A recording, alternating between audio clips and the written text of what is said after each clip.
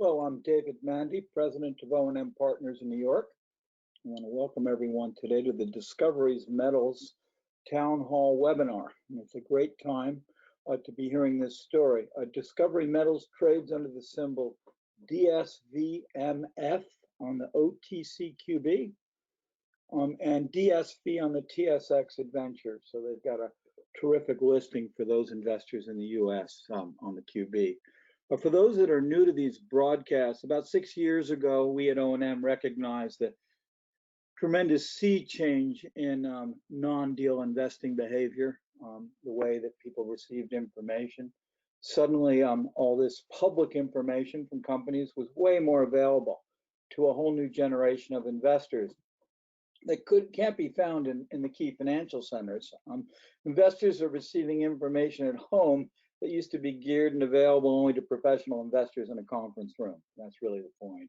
This broadcast will answer questions you didn't know to ask, but understand the Q&A is for everyone. Questions will be easily answered by going to the question portal of GoToWebinar or by emailing us. For any questions that remain unanswered, we'll follow right up after the call in a timely manner. But for those who dialed in on your phone, the only way you can hear the pre-recorded introductory presentation today is on your computer speakers. If that's not possible, you'll be able to hear the main presentation after about 10 minutes. So please stay tuned, and we thank you for your patience. Without further ado, real pleasure to introduce our introductory speaker, Dave Kranzler. Dave is the editor of the Mining Stock Journal, Mining Stock Daily, and Short Sellers Journal. He publishes newsletters for people to better understand and analyze what's really going on in our financial system and economy. His experience is broad, as you would expect for someone who could write the way Dave does. I mean, he's had analytical jobs. He's been trading on Wall Street. For 9 years, he traded junk bonds for Bankers Trust. He earned a master's degree of business administration from the University of Chicago and concentrated in accounting and financing. So without further ado, it's a real perspective, a real pleasure to turn the call over to Dave Kranzler. Thanks so much.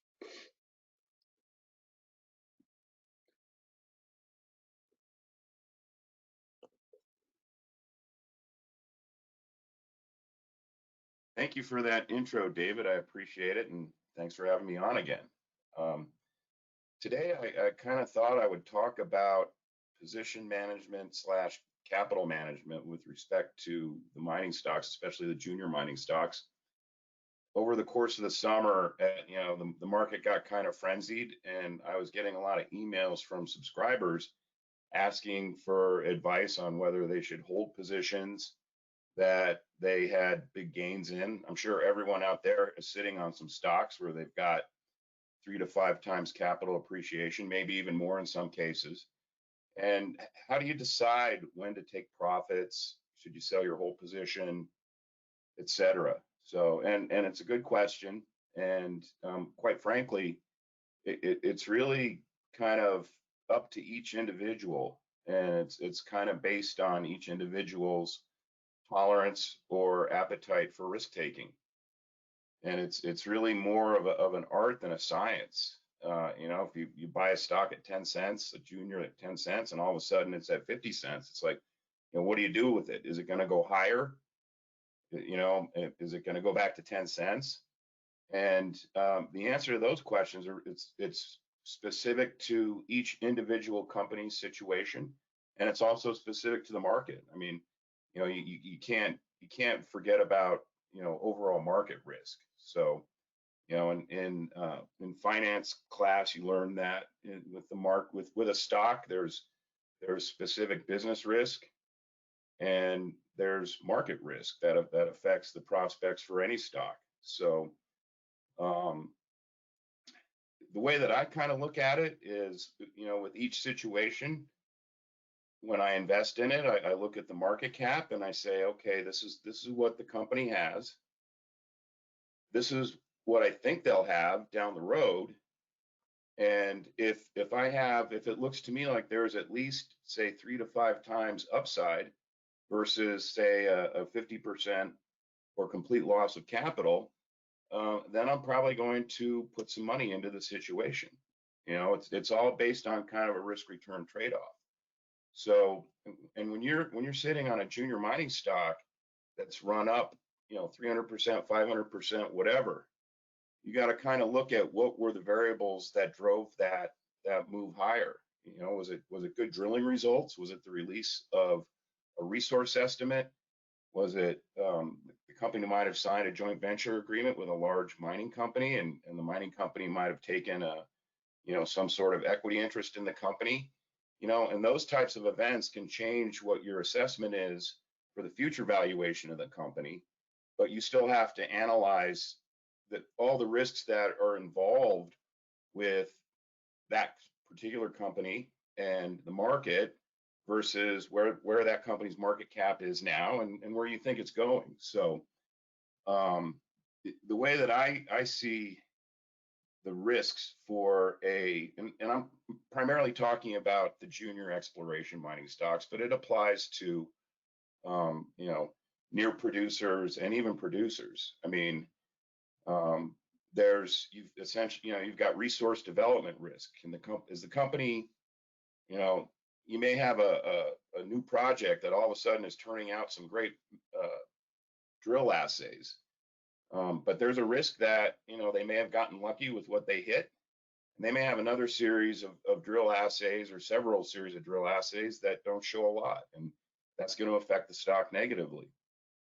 There's metallurgy risk. To what extent and by what methods, assuming a resource is eventually developed, and can they extract the mineralization out of the rock? That's kind of the simplest way to look at it. And there's risk of that. There's permitting risk. There's financing risk. I mean, there's really risks all the way up to the first pour. I mean, I've got some near producer stocks that I cover in my mining stock journal, and they're basically shovel ready, but they're very specific about saying maybe they're waiting for some final permits, and they're very specific about saying they have not made a construction decision yet. So there's risks even up to that point.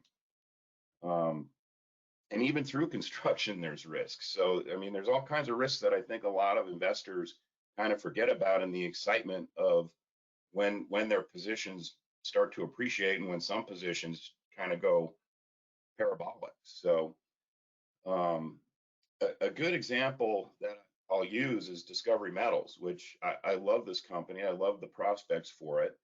I knew about it because I owned Levon Resources before it merged with Discovery Metals, and I used to speak to Ron Tremblay, the CEO of Levon, quite frequently.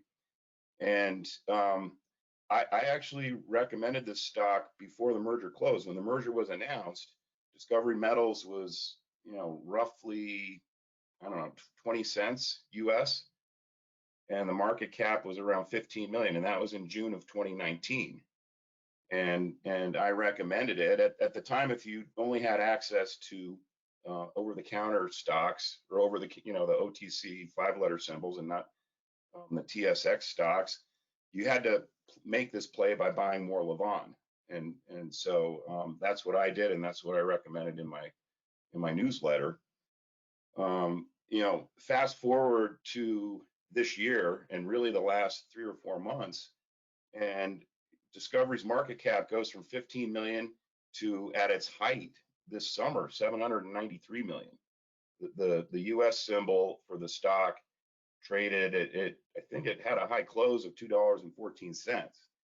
And as this was happening, I'm looking at my basis in this stock, and my cost basis was, for most of the shares, was below 30 cents. And I started taking profits when the stock crossed over $1.70.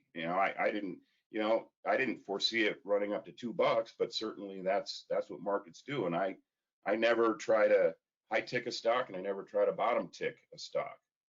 But when I looked at the catalyst for what drove this thing higher, it was we were in sort of the big frenzy that hit the juniors in July, and also Eric Sprott, it was announced that he increased his stake in the company by a considerable amount, and I think that kind of gave the stock a life of its own, and it drove that market cap up to almost $800 million. Now, it's quite possible that down the road, Discovery is going to have a market cap 3 times $800 million. I don't know, but the way that I assess where a company is in its development curve now relative to the risk specific to that company, and where the market is and where I think it's going. And at that time in July and early August, I thought that the market was ready for a corrective pullback, which we've gotten, and I think that's healthy. And currently the market cap is around 500 million. So I'm actually looking forward. I haven't spoken to Taj for a while, and I'm looking forward to seeing this presentation so I can see where they are in advancing the Cordero project. And I want to see if they have any plans for getting started on some of their other projects down in Mexico, which are highly prospective projects. And essentially, when you're investing in Discovery, you're probably just looking at the silver project, the silver polymetallic project, the Cordero project, which, right now they could put in a small heap leach open pit operation and start generating cash flow. But there's probably a bigger resource underground, and there's probably room to expand the pit resource. And so I think they're going to tackle that before they even think about, moving into production on some part or all of it. So the way I look at it, you invest in Discovery here, and you're getting the Cordero project, and you're getting the other projects that it has down in Mexico for free. So, and at this point, I didn't sell my whole position. I probably sold about 2/3 of it between $1.70 and $2. And now I'm starting to evaluate whether it's time to add.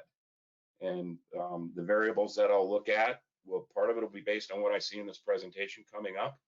And part of it's going to depend on where I think the market's going over the next 3 or 4 months. So with that, let's get to the main event. And I hope everyone found this a little bit helpful in how they look at their positions and in position management. Thank you. Thank you, Dave Kranzler. Real pleasure to have you do the introduction today. Again, Dave's editor of the Mining Stock Journal, the Mining Stock Daily, and Short Sellers Journal. It's a pleasure now to turn to our host, Taj Singh. Taj is the president, he's the chief executive officer, and the director of Discovery. Taj has a very broad educational background. He's trained as a professional engineer. He's chartered professional accountant, has bachelor's in engineering and mineral processing. He's also got a master's in engineering and metallurgy. So really well educated for this business in the broad range of things he has to do as president, CEO, and director. Taj has 20 years experience in the mining sector in areas of executive management, operations, exploration, but over a decade of which was spent working in Mexico, which is the home of Discovery's projects. Prior to Discovery Metals, Taj was vice president of projects and business development for Mexican gold producer Timmins Gold Corp. He served as the company's qualified person. During his 5-year tenure with Timmins, Taj was responsible for overseeing capital markets, mergers, acquisition strategies of the company.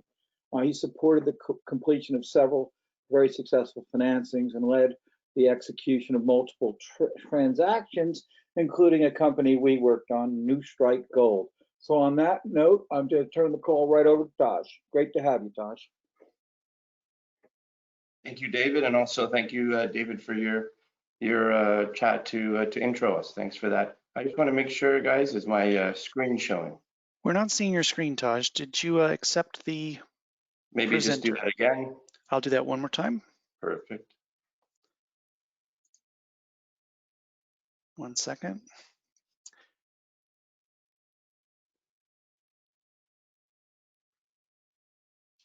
And here we go.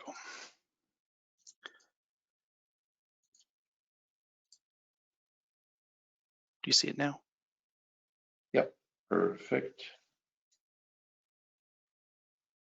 Great, it's perfect. Perfect. Okay, good afternoon, everyone. Again, thanks again for the intros from David and from David.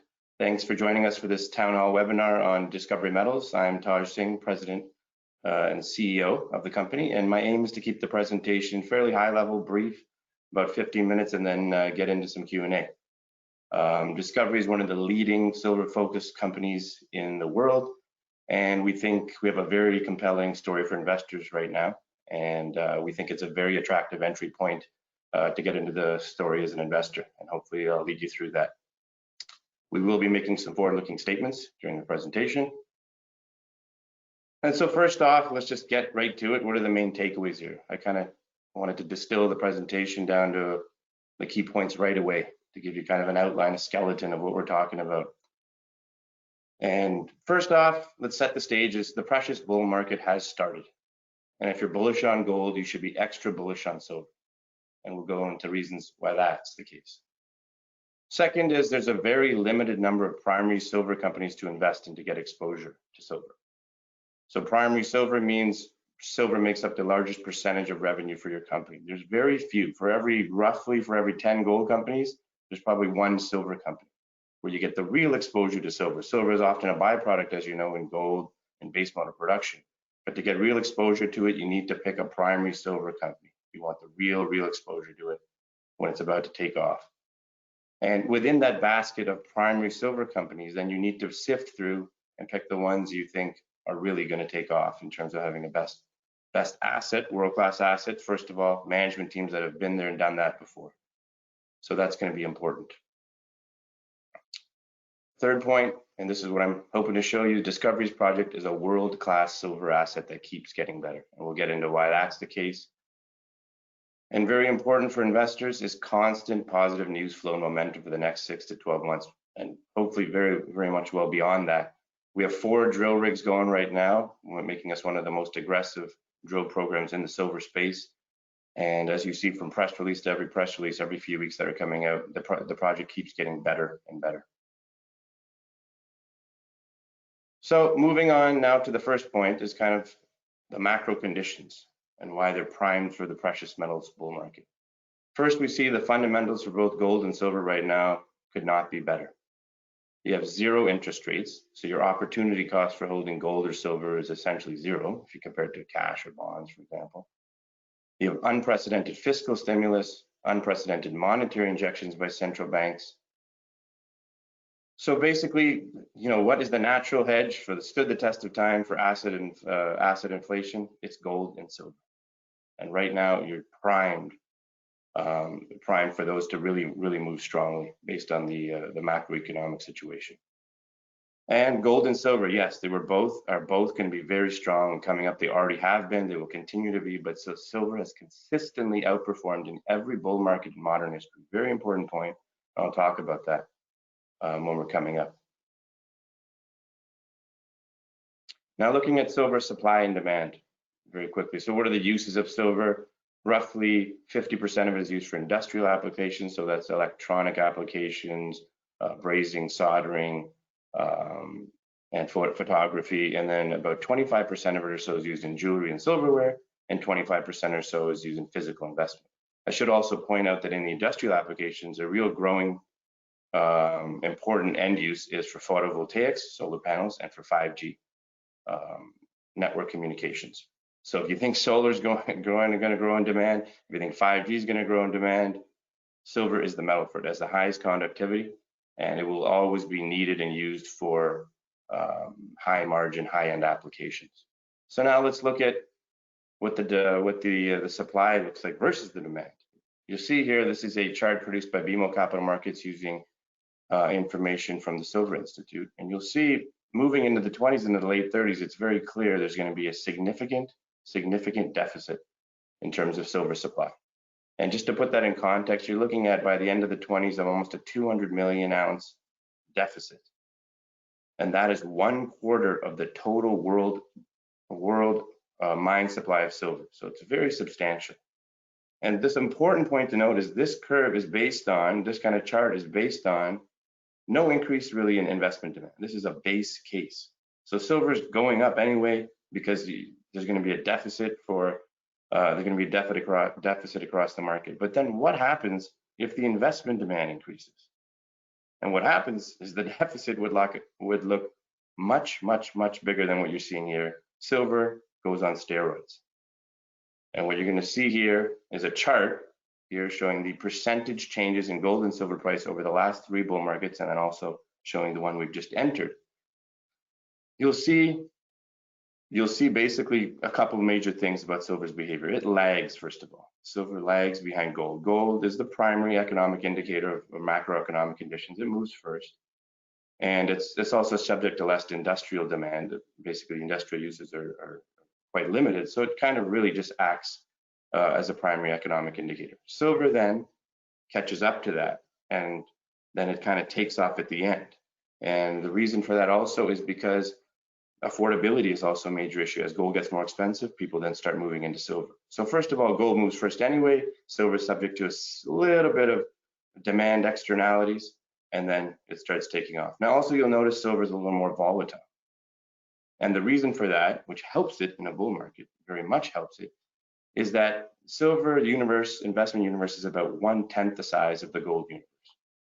So marginal buying and selling can have huge effects on silver. So honestly, if you were asking someone for the long term and you want to really put your money into something and just hold it, gold might be a steadier precious metal to put your money into. But if you time it properly,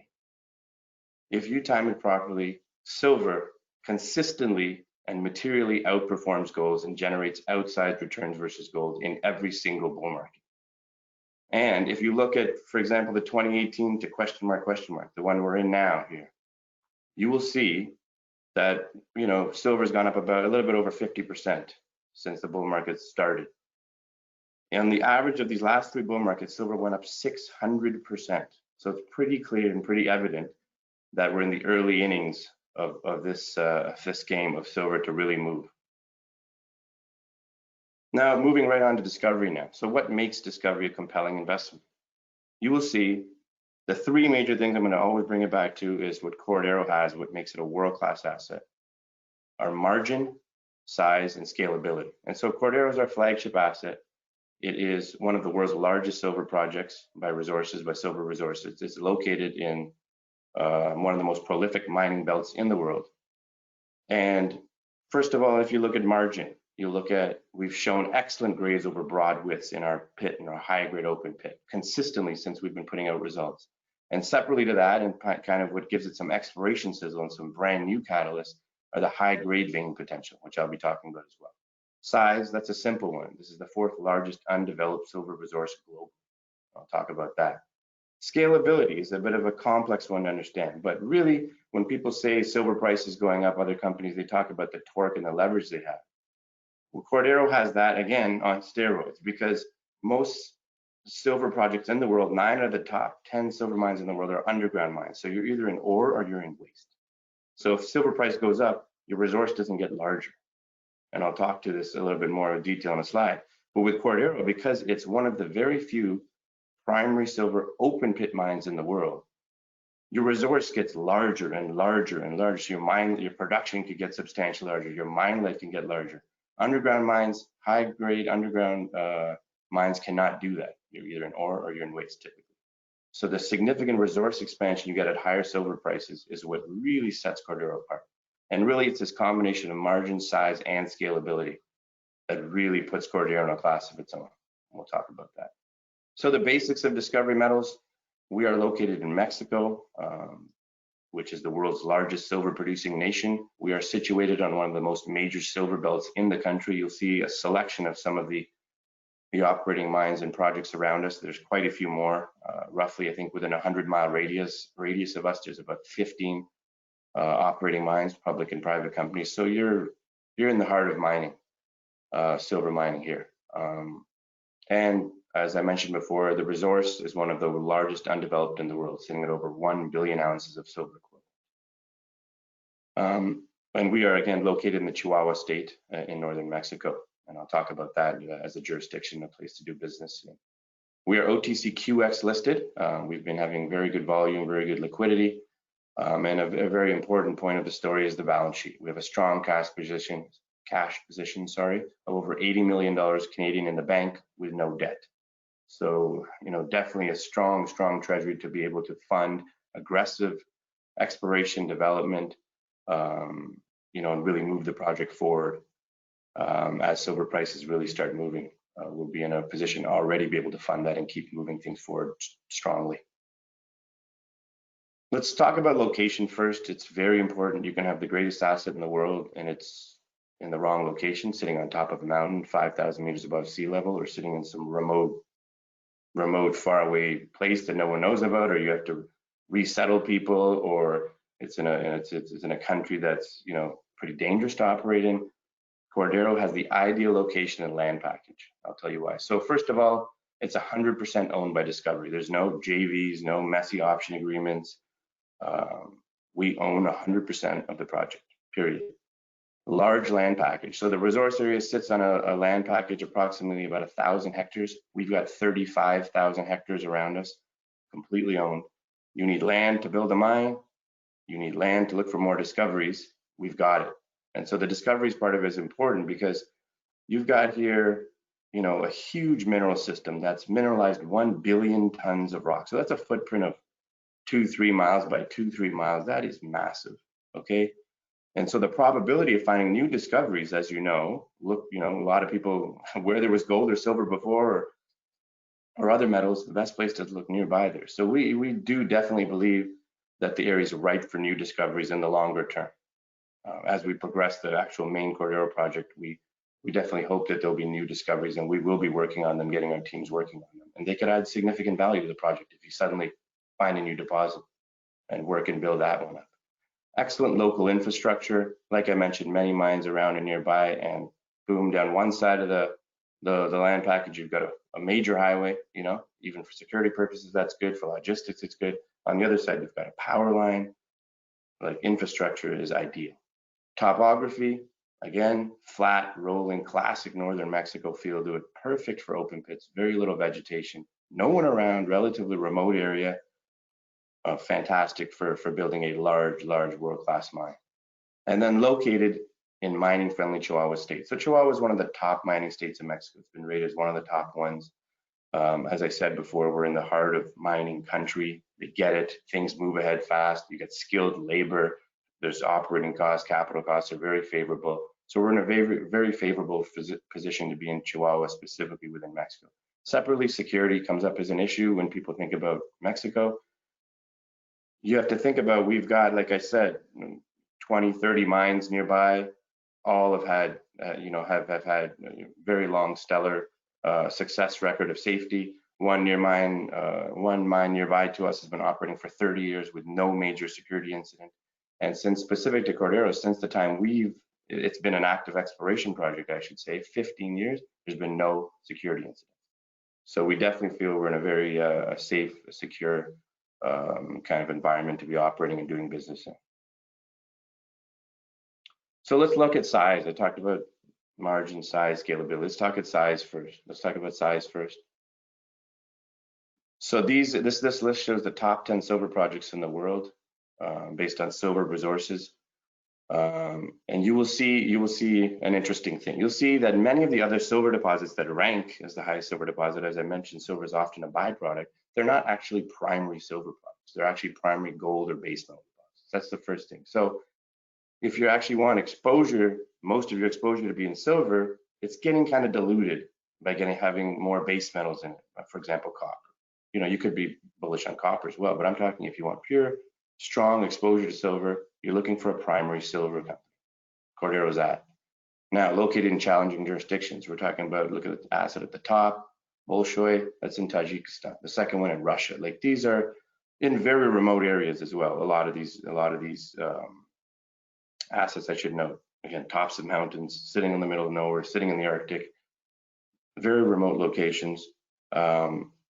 So that goes together with the challenging jurisdictions. We're located in the #1 silver producing nation in the world, period.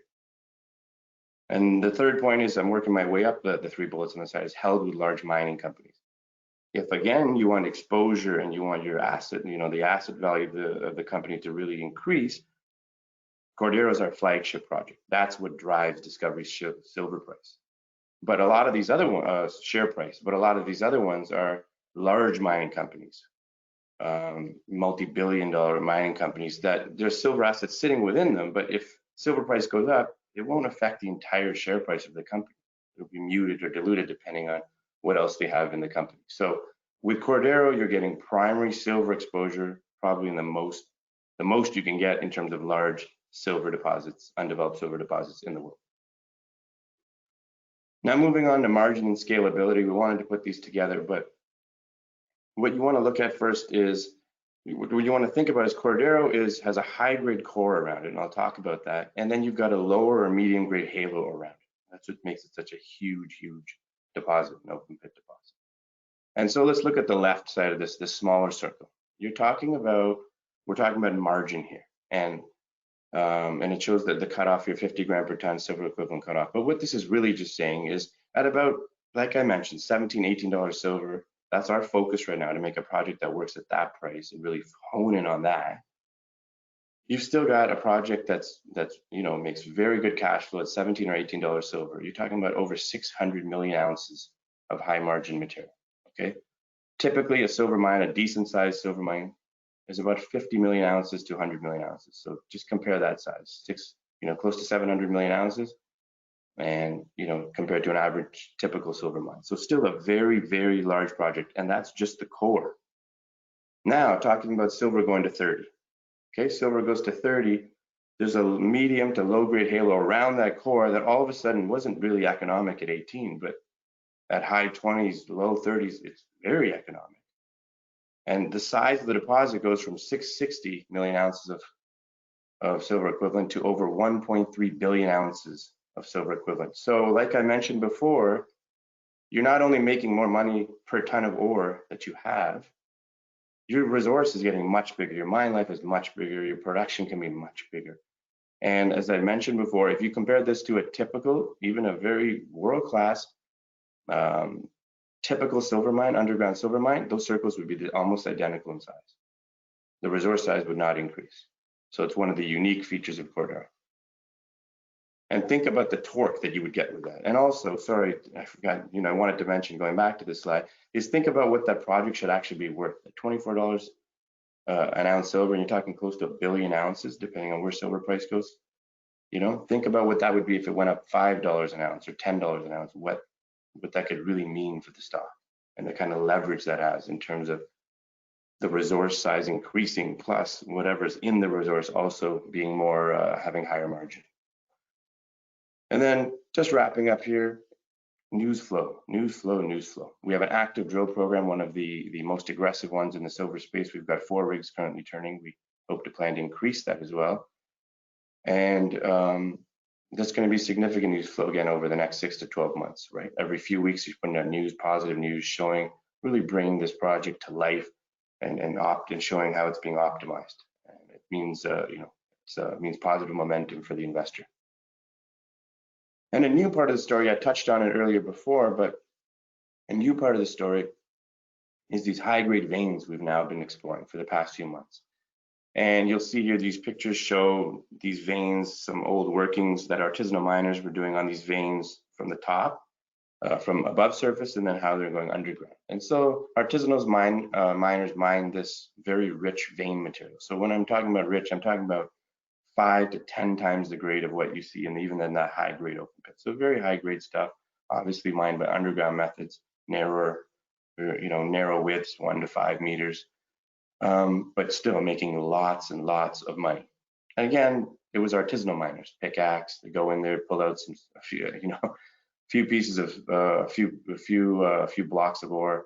But what it's showing is, what's very impressive is the continuity of this. There's over 5 kilometers of these veins that have been interpreted over our surface based on historic workings and based on geology. And then you're talking about, these guys went about 20 meters below surface, sometimes in some cases 30 meters, sometimes a little less than 20 meters. But we've already drilled a few drill holes in there, and we're already down to 300 meters and still hitting the vein. And it's still open at depth below in terms of mineralization. So what could this really mean? This could be extremely meaningful, because this is outside of that high grade pit. So all of a sudden you've got high grade material, even higher margin than your high grade pit, that you can now supplement with your open pit, and it can be extremely valuable to the entire project's value. So we're excited about the news flow of this. We're going to be very active on it. We've already started putting out news on it, and we'll continue to do so. And this could be a very significant catalyst for the stock in the months ahead. We're pretty excited about it. And then obviously as an investor, you need to look at, just wrapping up here, I think there's 2 slides left, is who's backing this? You know, have they done it before? If you first look at on the left, the executive team, the executive team has over 100 years of experience in mining, 40 years specifically in Mexico. We know the jurisdiction. We've been there before. We've done discoveries there before. We've built mines there before. As I said, the second bullet, significant experience in discovery, development, optimization, and building of mines. That's across the world, but very specific in Mexico. We know how the system works, how the process works. We love it as a place to do business. It's a fantastic place, and it's a mining country. And then looking at the shareholders, and the Oxygen Capital is the founder and cornerstone shareholder of Discovery. And Oxygen, as a data point, has seeded 9 mining companies, and 5 of them have been acquired, crystallizing $3 billion of value. They've been an extremely successful group at finding the right assets, putting the right teams together, building up value, and crystallizing value for shareholders. And that's why shareholders keep coming back and investing in these companies. And to give you an example, the one that's was pretty well known, quite well known for Oxygen Capital, is the sale of Frontier Gold to Newmont Mining in 2011. When Oxygen came in, the stock was a sub 100 million market cap, probably substantially less than 100 million market cap. And several years later, the asset sold for $2.3 billion. Okay, and now Newmont's put it into production. It's one of Newmont's top mines. And that's the Long Canyon mine in Nevada. So it's just an example of a group that can get behind an asset, really show and discover it for what it's worth, and be able to crystallize value for its shareholders. And that is one of the top mines, again, for one of the best gold companies in the world. And then Eric Sprott, you all know Eric Sprott. He owns 27% of Discovery, and it's one of his largest investments in the silver space. We all know he's very feels very positive and strong about the silver price. We know that, but the fact that it's one of his largest investments in the silver space is fantastic. And you know, Eric has been extremely successful in his investments. The one that's more known, that's relatively recent, is Kirkland Lake Gold. 2016, the stock was $6-7, and it's over $60 now. And so Eric was the chairman at the time and one of the largest shareholders all the way through. And it, you know, knowing who's behind the company is extremely important as an investor, obviously, as you know. And lastly, rounding out the presentation is just the capital structure. We're listed on the TSX Venture, and we're also listed on the OTCQX. Got 299 million shares outstanding, and the market capitalization, as was pointed out, is about 500 million or so Canadian. Looking at our shareholders, we've got obviously Eric Sprott here at 27%, institutions at 28, founders, management, and board at 11. So we've definitely got skin in the game, and retail owns 34%. And the price chart here is the TSX price chart, but the OTCQX one in terms of shape and kind of volume has been very pretty much identical to this. What it does show is it's a very attractive entry point into Discovery Metals. Silver has come down from $28 to $24 in the past several weeks. We will subsequently come down. But if you're bullish on silver in the near, medium, or even long term, it's one of the best names to get exposure to silver. We truly believe that. We truly believe we're on a world-class asset. So that pretty much wraps up the main part of the presentation, and I'll pass it back over. Thanks, Taj. As I say, you checked all, this presentation checks all the boxes, so well done. We're going to start with our friend Adam Graff. Adam's on the call. Adam, I know you have to go. Do you have any questions today that were brought up, my friend? Adam's unmuting, I assume. It's coming on a sec. Takes a little while.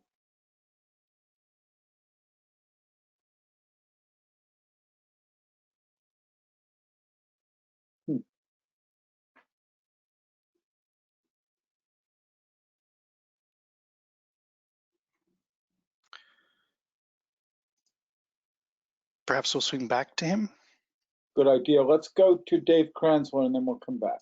Dave, good to have you on the call with us too. Q&A. Okay. Dave, you'll have to unmute yourself. There you go. Hi, Taj. Can you hear me now? Hey, Dave, yes, I can. Good to see you again. Thanks for the presentation. This is a great story. I just had two quick questions. I know it's a primary silver resource, but what would you estimate is the percent of the mineralization that's silver versus just generically based metals? Yeah, so if you're looking at about, say, $20 silver, you're looking at about 65% of the revenue coming from silver, about 5 to 7%, maybe a little more in gold, and then the rest zinc lead as base metals. If you look at $25 silver, that's obviously higher. You're talking about 65 to 70% silver revenues. Then obviously some gold, about, as like I said, 5 to 7%, and the rest base metals. Okay. And then the second question, you talked about the artisanal veins. How many drill holes did you stick down to test those out? And how many of those veins do you think are there that you know about? And is there a possibility that there's veins that the historical miners missed?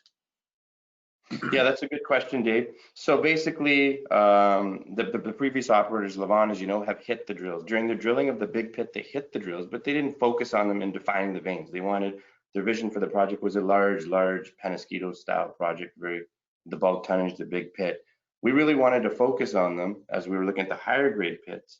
And what we noticed is these veins were flanking the higher grade areas. So our kind of initial idea is that these are actually the feeders for the high grade mineralization, and then the rest of the deposit as well, the halo. So we're really focusing on them. We put out, I would say there's 4 main veins right now. They're all trending northeast. And the one we've done most work on is the Todos Santos vein, which is in the most north.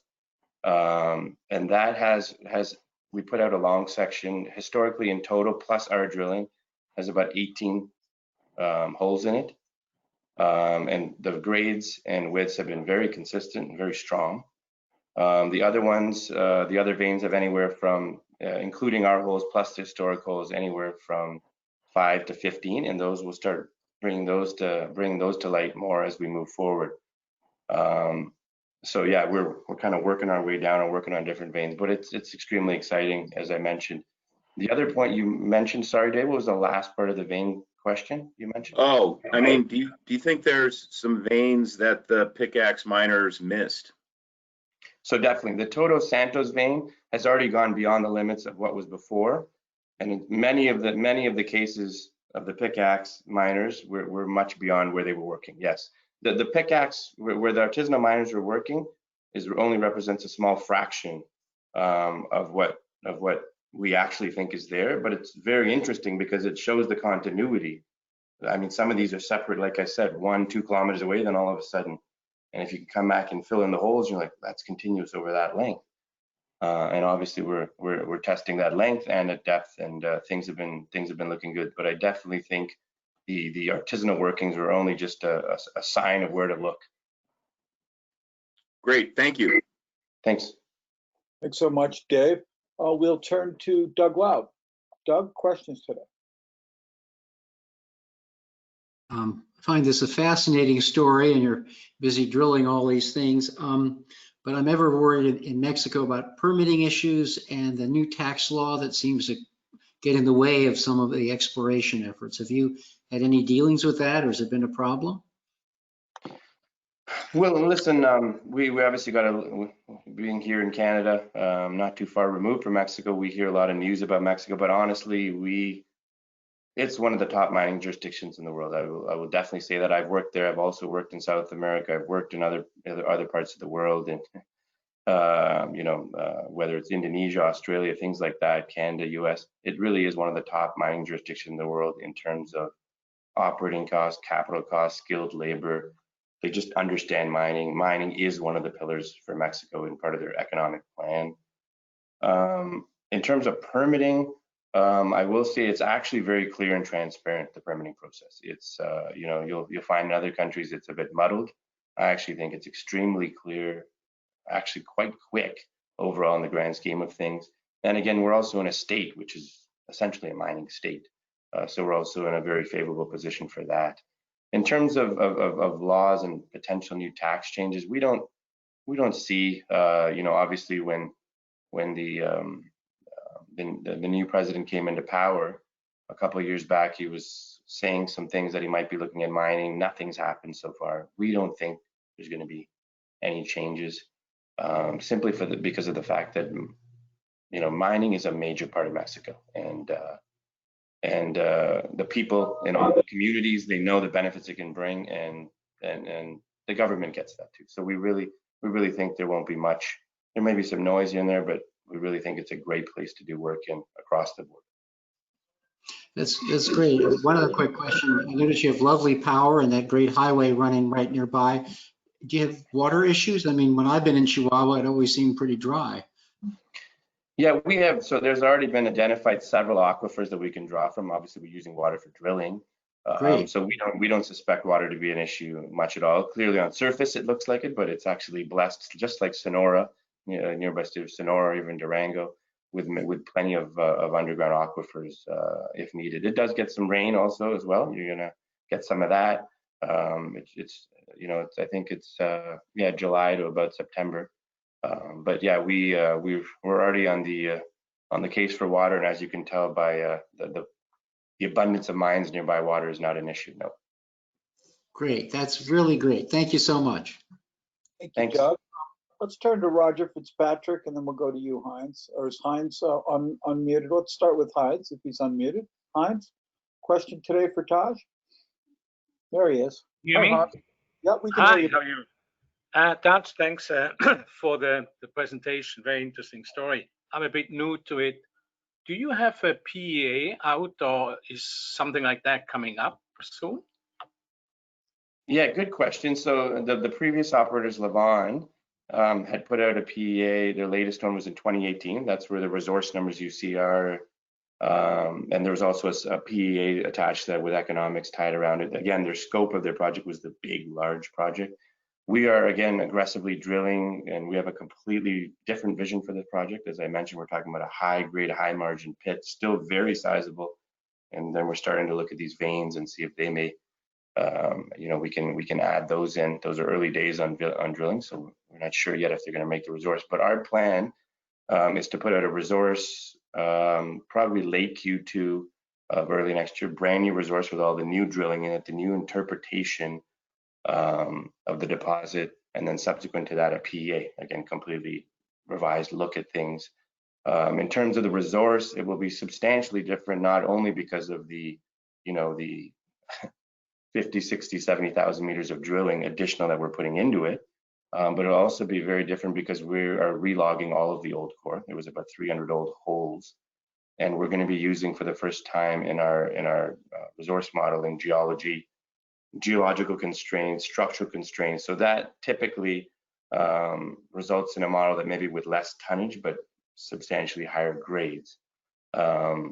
You know, so we're going to be looking at it from that lens point because we're, again, focusing on margin.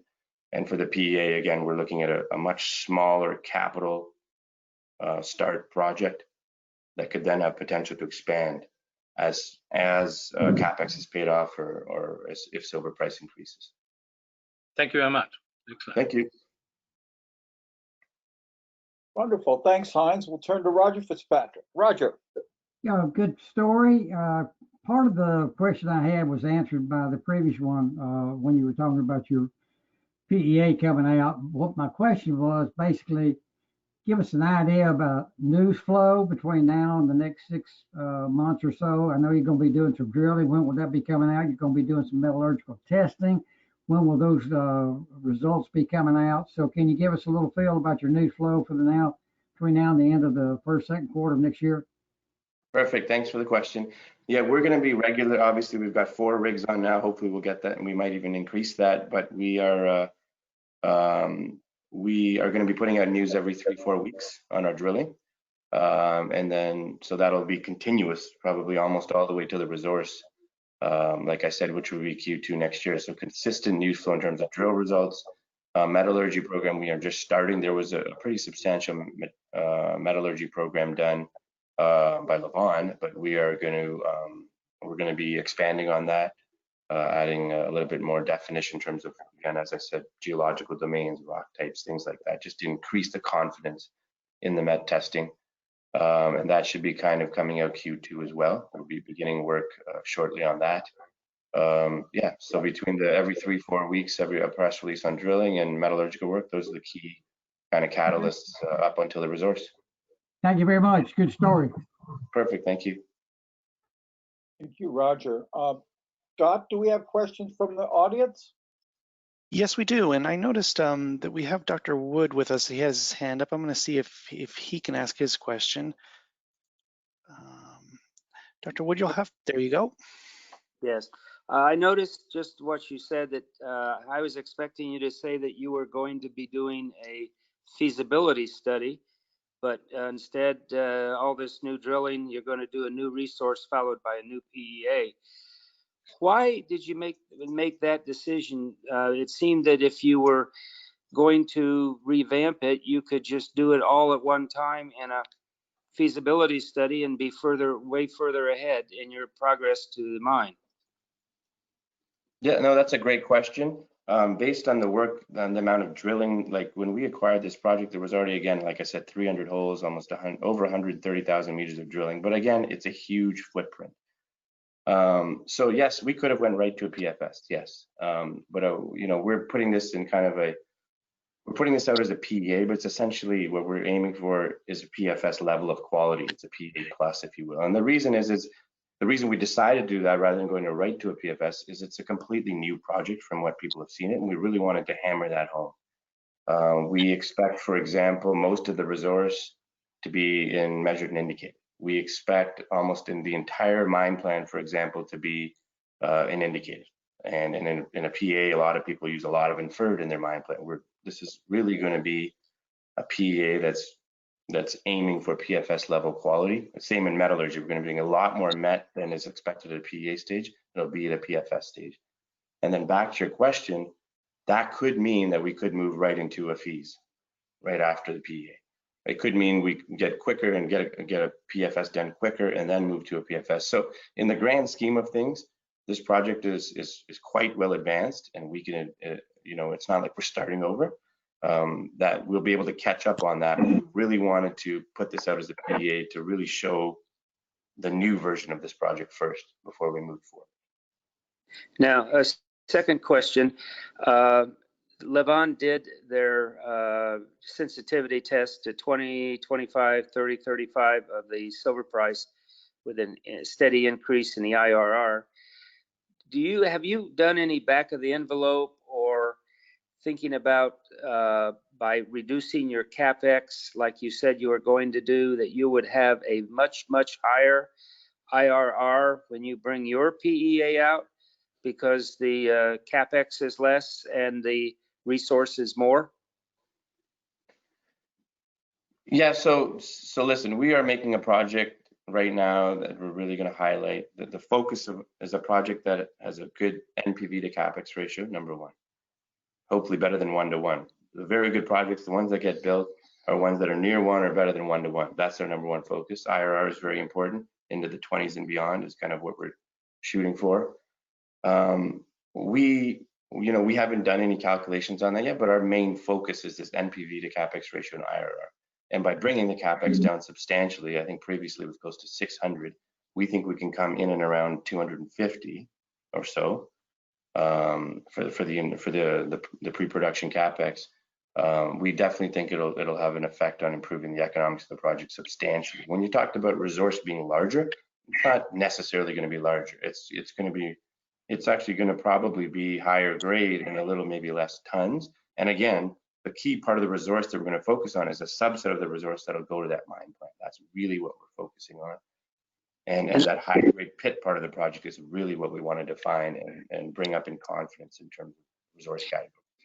And then the last question, do you anticipate, what is your anticipation or what is your goal as to your annual production rate on your new PEA? What do you just have a feeling that the silver equivalent production rate would be per annum? We are right now internally, and this is all, subject to some work, quite a bit more drilling, subject to engineering studies, but we're targeting, we think, something on the order of about a throughput of about 10,000 ton per day capex. And the previous operation, as you know, contemplated a 40,000 ton per day plant. So we're thinking of to start at a 10,000 ton per day plant and then move on, expand to a 20 or 25,000 ton per day plant. The 10,000 ton per day plant results in about close to a 10 million ounce silver equivalent production. 20 gets you to about a 20 million ounce silver equivalent production. And that, even at the smaller level, if you will, that core part of it makes it one of the top 10 silver mines in the world at 10 million ounces silver equivalent production per year. And then going to 20 would bring it up even higher in terms of one of the largest silver mines in the world, producing mines in the world. And then my last point on that is to note is I didn't really talk about it in this presentation, but we're really lucky in that the early parts of the mine are the highest grade and lowest strip. So they're actually the most profitable parts of the mine in the first 10 years. And then as capex is paid off, you start going into the other phases of the mine that are still make money, but we're really in a favorable position that the payback, we can really make the payback work well.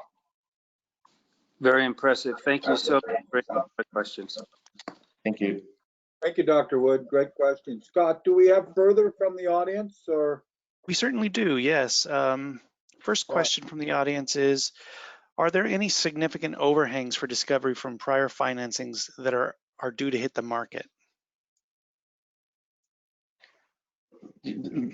I think that any pressure that we're going to see here is related to economic uncertainty. We don't expect any overhangs related to financing. You'll see silver, as I mentioned before, went from 28 to 24. Why did it even go from 28 to 24? No fundamentals have changed. So that's something that we're all contemplating and scratching our heads about. The fundamentals for silver are strong.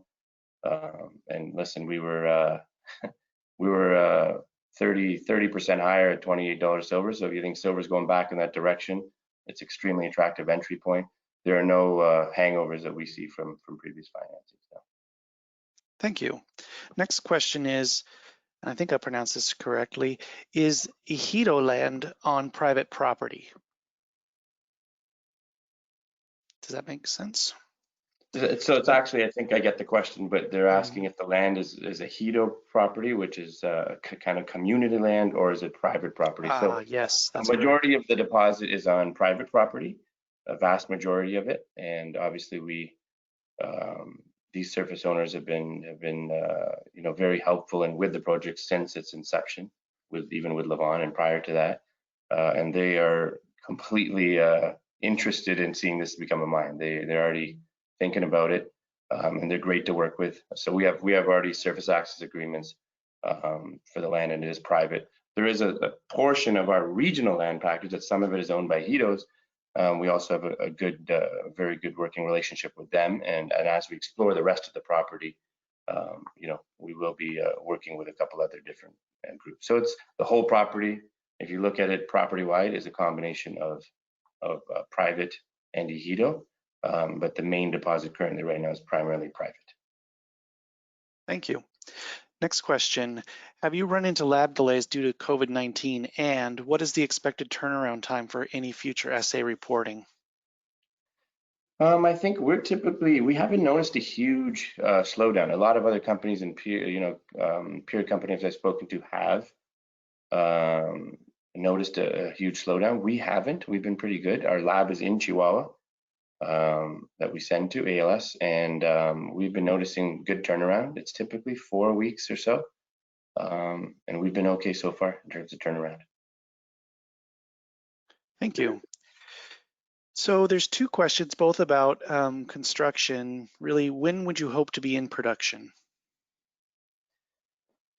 So realistically, if you think about the PEA coming out next year and then moving to a PFS the year after, so you're already into kind of mid-22, when you're talking about a PFS, and then you'd move to an FS, that would take you into 23. So construction decision by 23, if you move things quickly, could be doable. And if you accelerate things, if silver market really starts moving, you could accelerate this even further. Thank you. Next question. I know you're on the OTC, but do you have any plans to list on the NYSE? Comment, that is where the big money is. That's a very good question. We have been starting to look at it, especially with the kind of liquidity we've been getting, very large liquidity and very good sized market cap, even for generalists to start getting into. We have been starting to look at it, so that's something we'll continue to evaluate and see if it makes sense. Thank you. Are your drilling plans running on schedule, and how long will your cash on hand last for the drilling programs? Well, the drilling programs are running according to schedule very well. We're lucky that the COVID, I mean, we were all in Mexico, all of the exploration and mining companies were shut down for close to 2 months. We've managed to catch up because we've accelerated things afterwards. So we're completely on schedule. In terms of cash on hand, at over $80 million cash, we are completely funded through to construction, and we'll probably have a huge chunk of equity capital for the construction, to be honest. So yeah, we're definitely funded for all of our programs up to construction and beyond. Thank you. That actually answers quite a few more of the questions. This question is, how many employees do you have, and can you talk a little bit more about the team and just the daily running of the drills? So we've got a very lean office in Toronto. We've just got 6 of us. We've all kind of been working a combination of, due to COVID, combination of remote and a little bit coming into the office at staggered times. So the Toronto team is very, very lean. In Mexico, we have 4 rigs on, and we've got a working staff of geologists, regional geologists as well as kind of the geologists around the resource area. So total, we're looking at about on site about 80 people. And yeah, and so we've got 4 rigs going. Obviously, due to COVID concerns, we've been very active in the health and safety protocols, keeping everyone isolated. So you've obviously the groups. There's essentially groups of 5 or 6 at our operation that don't even interact with each other ever. And they're all kind of segmented. So it's been obviously a challenge dealing with COVID, but we've handled it very well, and we'll continue to do so because it'll be the new norm for a while. But things are moving. Thank you. The next question, we're getting close to the end of the audience questions. Just talk about the catalysts and time. What are the upcoming catalysts and timelines going forward?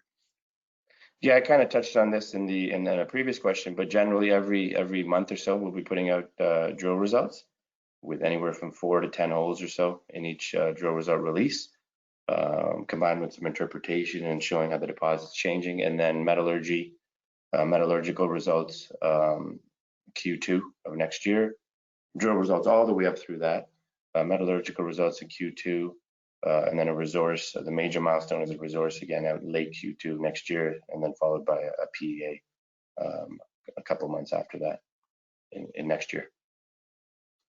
Thank you. That is the questions from the audience. David? Well done. Thanks, Scott. Okay, it's been a great presentation, very thorough, Taj. I'll turn back to you for closing remarks. Perfect. Thanks a lot to O&M Partners, and thanks again everyone for joining us. I hope you continue to follow the discovery story, and please reach out at any time. Find us through our website or on LinkedIn or on Twitter. Quite a few followers too, so that's been great. Discovery is really it's really the perfect time for silver. I think number one. And amongst the silver names you can get into, Discovery stands out. I hope you'll see that from today's presentation, but as well from doing your own work. It's a standout name. It's got huge potential to increase in value. as we really daylight the value of this world-class Cordero asset. We think there's not many assets like this in the world in terms of size, again, margin, size, and scalability. And there's not many assets in the world that have those three, the combination of those three. And that's it. Thank you so much again, guys, and hope you keep continuing to follow the story. Thank you, Taj. I want to mention Forbes Jamel is also on the team. He's heading up the communications effort and a good person to contact. Thanks, Taj, for presenting today and answering everyone's questions, and I want to wish everyone a pleasant evening. Thank you.